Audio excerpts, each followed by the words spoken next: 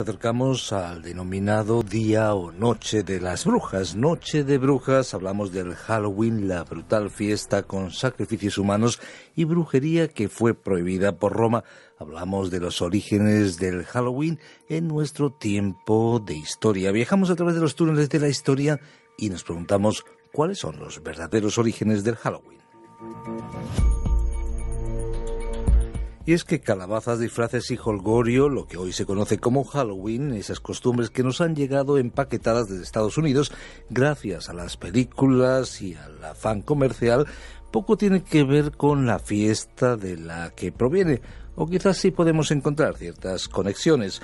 Lo cierto es que el origen de esta celebración se encuentra en el Samhain o Samhain, una conmemoración celta milenaria en la que los druidas de la antigua Britania pedían por las almas de los fallecidos al dios de la muerte, se encendían gigantescas fogatas para ahuyentar a los espíritus malvados y además se llevaban a cabo sacrificios humanos para ver el futuro. La barbaridad a la que llegó fue tal que cuando los romanos arribaron a las islas prohibieron parte de las actividades. Para hablar de este tema, de los orígenes del Halloween, contamos con la presencia vía telefónica de nuestro experto y apasionado seguidor de la historia, Shai Shemer. ¿Qué tal, Shai? Un tema sumamente interesante del cual no siempre hay toda la información. Buenas, bien hallados todos, principalmente cuando se trata de la península ibérica y los países hispanoparlantes que van recibiendo por influencia ya no tanto de Hollywood, sino influencia tardía. Podemos hablar de esto, pero preferiría no entrar en temas de tipo transmisión de medios y demás, pero sí estamos en una influencia muy grande de esta festividad, celebración o tradición anglosajona. Así que estamos hablando realmente de algo que hoy nos parece un poquito fuera de lo común. No obstante, Halloween tiene de qué aferrarse a la época en que se fue desarrollando. Y con esto lo que quiero decir es que es una festividad que realmente tenía relación con el miedo a la muerte, el más allá, tenía el miedo a los espíritus, es decir, a todo lo que venía del paganismo.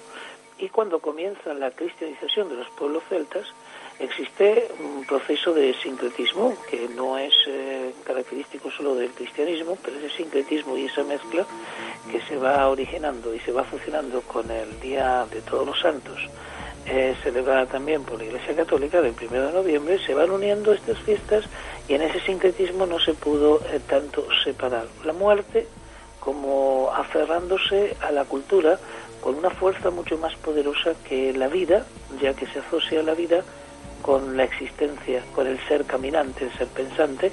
¿Y qué pasa después? Entonces hay una situación mística sobre el destino de las almas. Las religiones y las creencias del mundo han tratado de dar una especie de panorama sobre el destino de las almas. Las religiones en ese aspecto de apreciación más escueta son el judaísmo, el islam, y dentro del cristianismo tenemos una relación más mística en la zona, digamos, o en el área del desarrollo más católico apostólico romano. Ya entrando en el tiempo de Lutero no se ha introducido ni se ha, digamos, profundizado en la mística. Pero la mística es algo muy interesante porque habla de vida, muerte y vida después de la muerte. Entonces, ¿dónde están las almas? ¿Hacia dónde van las almas?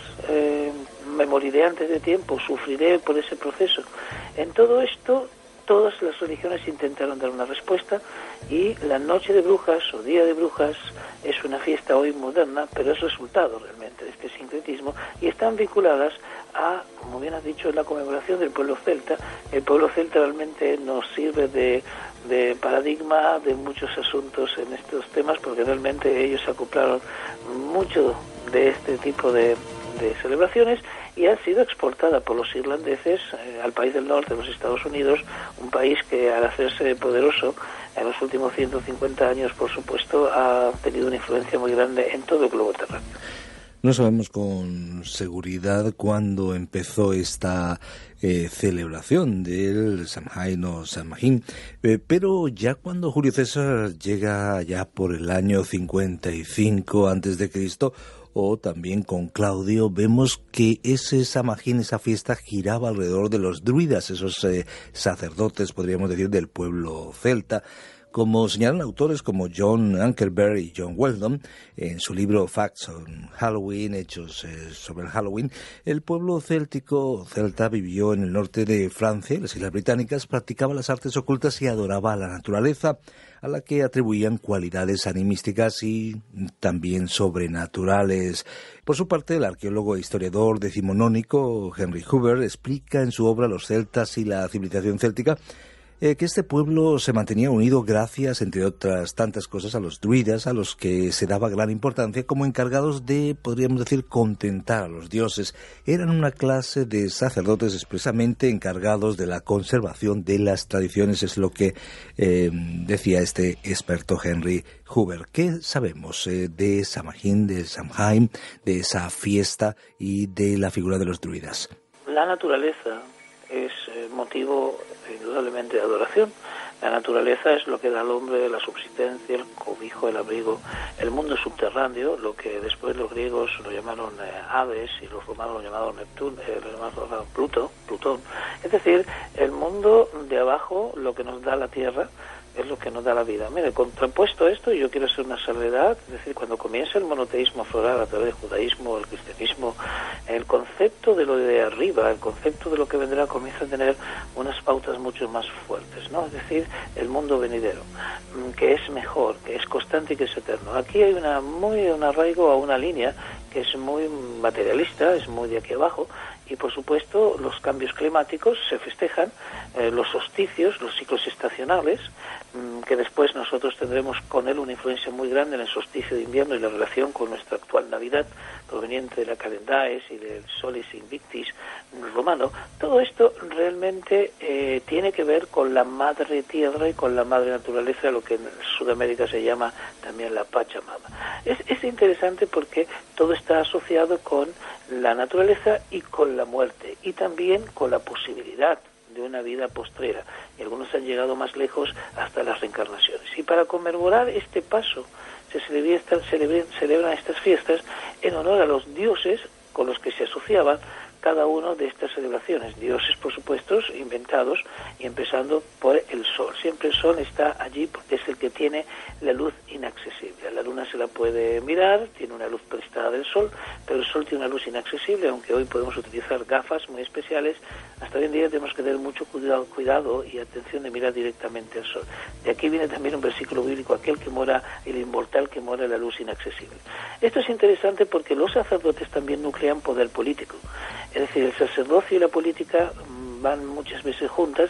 De esta manera podemos hablar también en la Europa antes del Renacimiento y un poco después, el objetivo de decir que los reyes eran principalmente designados directamente por Dios, y por supuesto sus designios eran también sacerdotales, las deidades también de los emperadores, es decir, como se llama, las epifanías.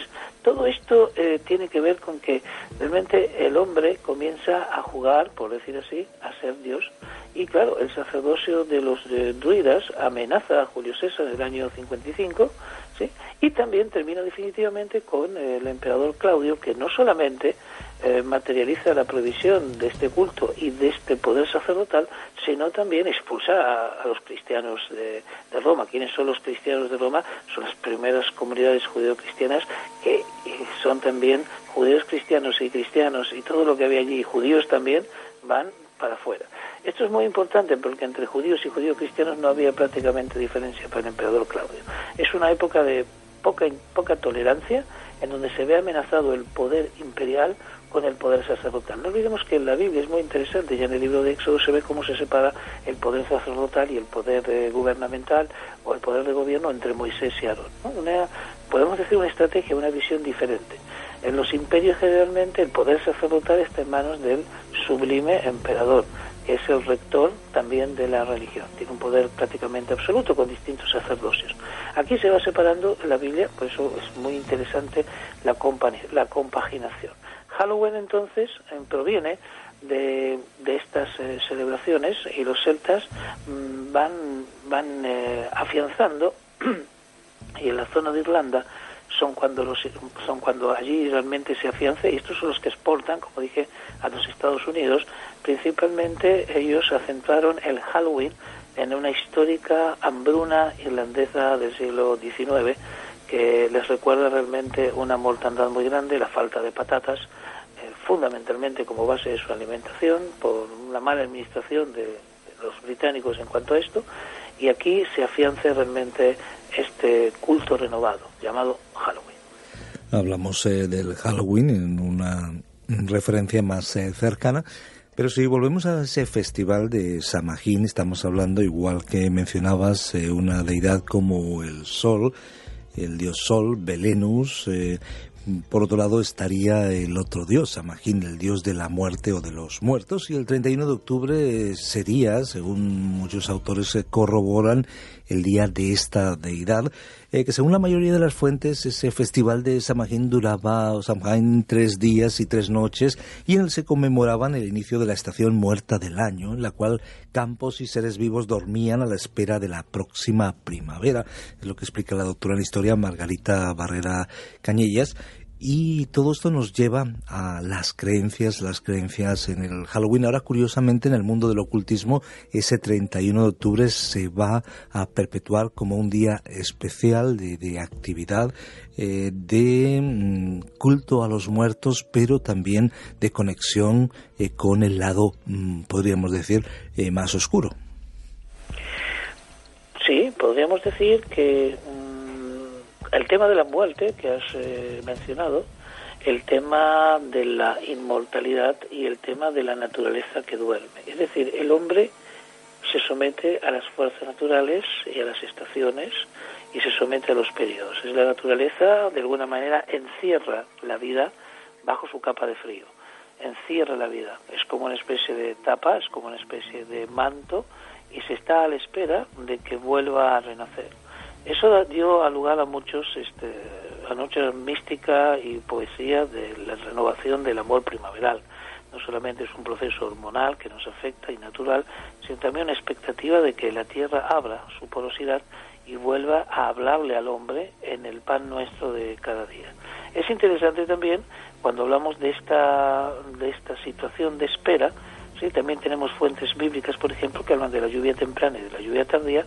Justamente la lluvia tardía en el clima mediterráneo viene a refrescar a la tierra que comienza a despertar. Entonces ese tiempo de espera es un tiempo en donde el hombre tiene que vivir de los víveres, valga la redundancia, alimentarse de los víveres acumulados en los tiempos más prolíferos, en los tiempos de verano. Es el tiempo que tiene que vivir de lo recaudado y vivir de la bondad de la tierra y vivir de lo que se le ha ofrecido, porque los dioses no se habían enfadado. Y por eso hay un rescate para ese enfado, el concepto de rescate, ¿no? El rescate, por ejemplo, en el cristianismo de la cruz, el rescate del Dios de Abraham cuando va a rescatar a los judíos, a los hebreos de Egipto, y el rescate. El rescate es ofrecer una vida humana como un rescate en lugar de toda esta proliferación de maldicencias, de desobediencias o de enfado de los dioses, administrado por un sacerdote que tiene la única posibilidad de hablar con estos dioses o transmitirle sus excusas. De esta manera fue un poco para nuestra cultura y nuestra visión salvaje a ofrecer vidas humanas drogadas, principalmente o adormecidas, que no podían resistirse. Esto es lo auténtico de Halloween y su asociación con la muerte, y fue tornándose más un día que se habla de la muerte más que de la vida, más de la muerte que de la vida eterna. Es interesante ver la creencia de los druidas, que afirmaban que la noche del 31 de octubre Samhain convocaba a los muertos para que pasasen al otro lado, es decir, del mundo de los fallecidos al de los vivos, y sin embargo, en medio de todo esto había una creencia en torno a la reencarnación, según la conducta, podríamos hablar, simplificando, de buenos o malos, en los últimos meses de la vida.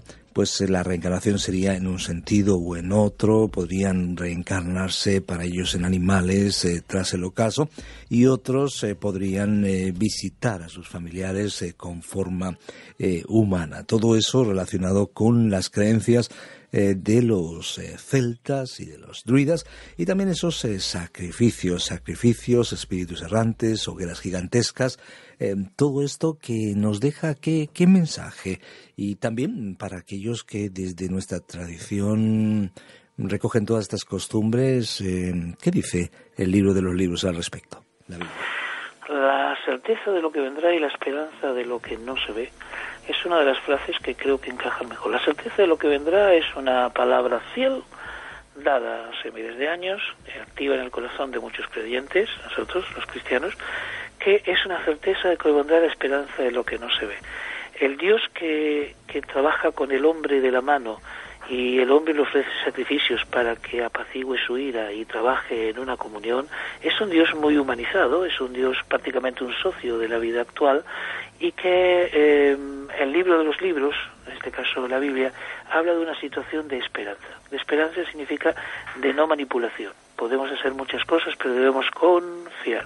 Aquí hay una falta de confianza, hay un gran temor, un temor físico, no es un temor reverente a los dioses, y se habla de un capricho de los dioses, o de dioses que también pueden tener conductas humanas, que pueden airearse, que pueden aplacar su ira de forma circunstancial, y solo los sacerdotes conocían la forma de trabajar con ellos, como una especie de psicólogos, o como una especie de apaciguadores o comunicadores sociales.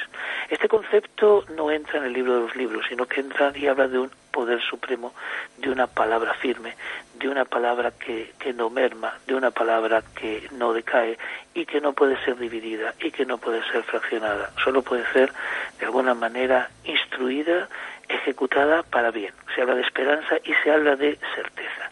Aquí podemos ver, es una desesperación, la proliferación de cultos hablan de la falta de certeza, de la necesidad de inventar, crear y de incorporar todo lo posible para que la vida parezca ser mucho más llevadera.